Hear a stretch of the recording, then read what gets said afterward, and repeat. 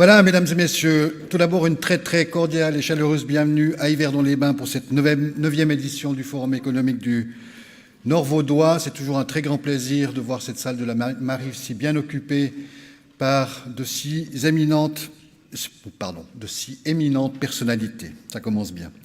Ce matin, j'ai choisi, plutôt que de vous parler de la situation économique à Yverdon-les-Bains, qui se porte bien comme partout ailleurs, et les dernières statistiques montrent qu'on a considérablement non seulement augmenté le nombre d'habitants, mais aussi le nombre d'emplois ces dernières années, j'aimerais vous parler d'une marque, la marque Yverdon-les-Bains, qui c'est un peu particulier dans le monde de l'économie privée, mais les villes, les communes, les pays, les cantons, tous nous cherchons aussi à développer notre image et à la renforcer.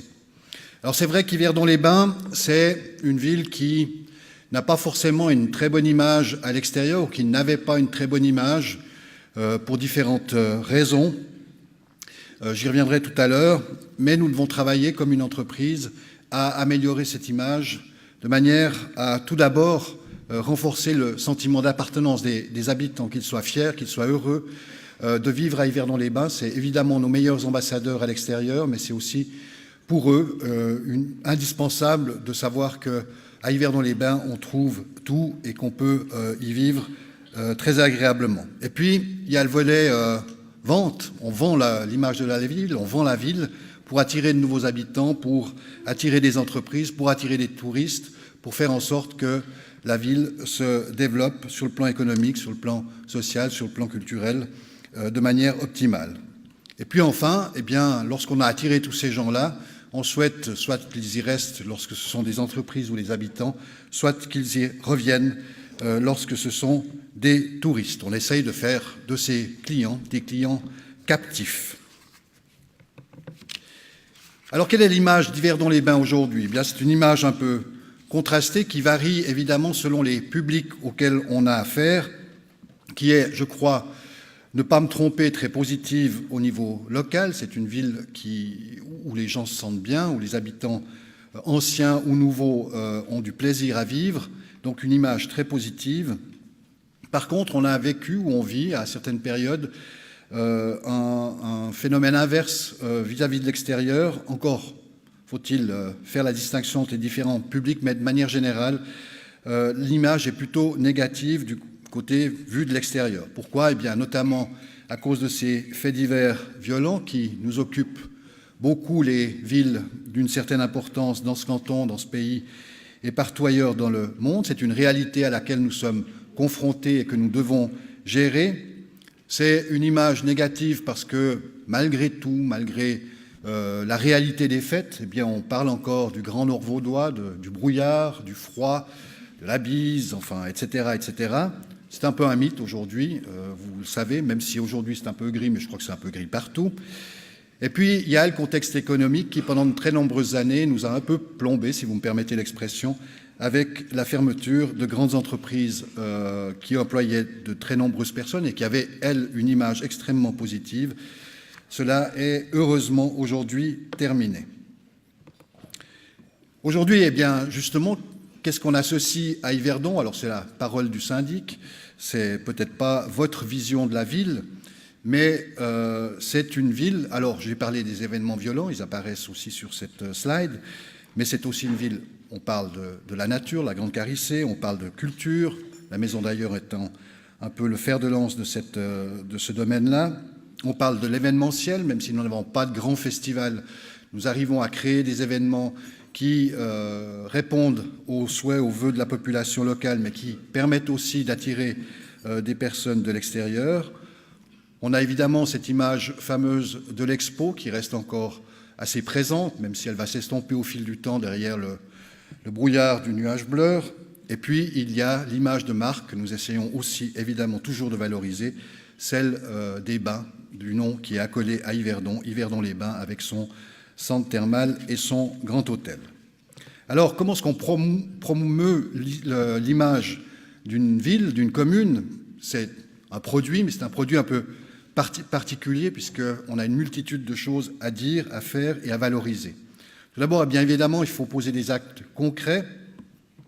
Il faut développer des politiques publiques qui sont le fond finalement de tout ce que l'on peut faire. La base de la construction d'une image, eh bien, c'est les prestations, c'est les services, c'est les infrastructures que l'on peut offrir, que l'on peut mettre à disposition des entreprises, des habitants et des visiteurs. Et puis après, il faut travailler sur le positionnement. C'est bien de travailler sur le fond, de développer tout cela, mais si on n'en fait rien, ça ne sert pas à grand-chose. Donc on travaille sur le positionnement, on essaie de valoriser ce que l'on met en place, les meilleures choses que l'on met en place pour que l'image de la ville soit aussi positive que possible. Et puis on développe des événements originaux, Super City, j'y reviendrai à la fin de mon petit exposé, et puis le festival Sonisphère qui était un coup, mais un coup assez important et qui a fait beaucoup parler d'Yverdon-les-Bains. Évidemment, on aimerait tous, toutes les villes, toutes les communes aimeraient multiplier ce genre de choses. Et comme je l'ai dit, nous n'avons pas de grand festival qui nous permettrait de capitaliser année après année sur ce thème-là. Mais le festival Sonisphère avec le groupe Metallica a été un événement majeur qui a montré que tous les aménagements que nous avons réalisés après l'expo sur le site des Rives du Lac étaient des aménagements qui avaient une forte valeur ajoutée, non seulement en termes de loisirs et d'élassement, mais aussi en termes d'événementiel. Et puis enfin, il faut naturellement développer une communication de manière permanente et proactive vis-à-vis des différents publics qui nous concernent. Alors les difficultés maintenant, parce que ce n'est pas simple à mettre en œuvre, lorsqu'on a un produit ou une marque à défendre, c'est déjà compliqué, mais lorsque l'on a une ville avec l'ensemble des prestations et des domaines qui sont couverts, eh bien, on a une problématique qui est aussi, sinon plus compliquée. Tout d'abord, on a des ressources humaines et financières limitées, évidemment. On doit beaucoup lutter contre les clichés. Donc c'est un travail de longue haleine parce que eh bien, il suffit d'un événement dramatique, négatif, fort, pour mettre en cause tout le travail qui aurait été fait les années précédentes. On l'a vécu à plusieurs reprises à Yverdon-les-Bains.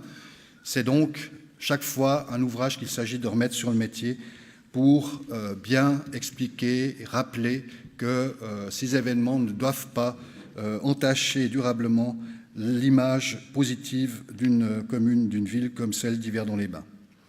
Et puis, enfin, il faut rendre visible le peu spectaculaire. C'est vrai qu'il y a beaucoup de choses qui se font au sein de l'administration, beaucoup de prestations, beaucoup de services qui sont développés et améliorés.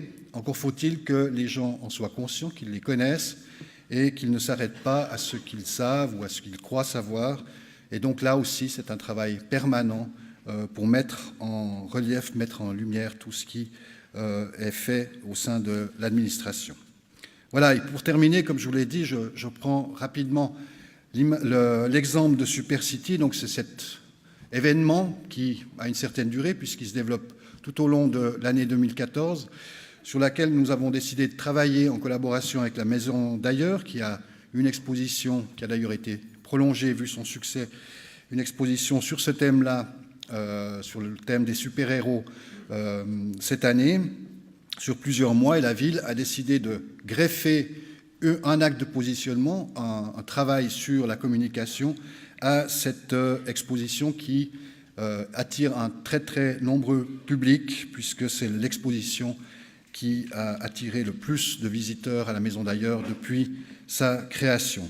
Alors, on a développé tout un concept autour de ce thème, avec des animations en ville, que ce soit sous la forme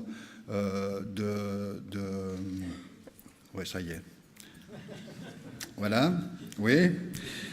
Donc, nous avons développé toute une série d'animations, mais aussi la décoration de la ville, avec la collaboration des services de l'administration. Donc, il y a vraiment eu un travail extrêmement important qui a été demandé et qui a été réalisé avec beaucoup de succès par les collaborateurs. Vous avez pu peut-être voir des giratoires sur lesquels on trouve des images de super-héros.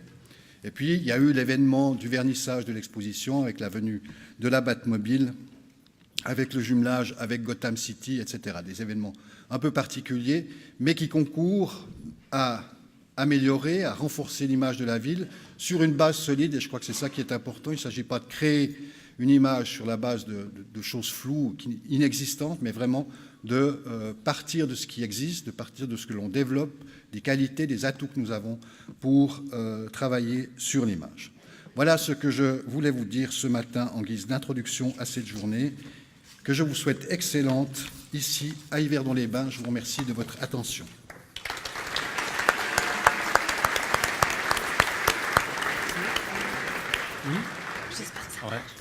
Merci à Monsieur le syndic des super-héros et qui a envie évidemment de faire d'Yverdon-les-Bains une super ville. Bien, nous allons entrer maintenant dans le vif du sujet avec deux grands spécialistes de la communication. Là, on a réussi à faire quelque chose d'assez extraordinaire, c'est-à-dire d'allier la jeunesse à l'expérience. Alors la jeunesse, elle a un énorme sourire, c'est Mélina Neuhaus. C'est une spécialiste, vraiment on peut dire, des réseaux sociaux, des transmissions instantanées. Toute son équipe est là-haut. Donc tout ce qui se passe ici est en train d'être balancé partout. Et ça, c'est absolument extraordinaire. Et avec elle, Daniel Herrera, c'est l'expérience, c'est pour moi ce qu'on appelle une vieille connaissance. Vous savez que les rapports entre journalistes et communicateurs, parfois, sont des rapports un peu tendus, mais des rapports toujours loyaux. C'est quelqu'un qui a été le porte-parole de la Banque cantonale vaudoise, de Romans d'énergie, d'Aventure sur les mers. Il est passé par Kudelski. Et aujourd'hui, c'est le patron de You Communication, c'est un partenaire associé, il est à Lausanne. Et on s'est dit, on a mix et remix, et là on va essayer de faire un bon mix en matière de communication. C'est eux qui ouvriront la journée, mais c'est eux qui vont également la terminer, qui vont nous faire une synthèse. C'est une tentative, mais on doit innover, et surtout en matière de communication, d'image, on doit innover tous les jours. Alors, j'appelle maintenant Mélina Neuhaus et Daniel Herrera.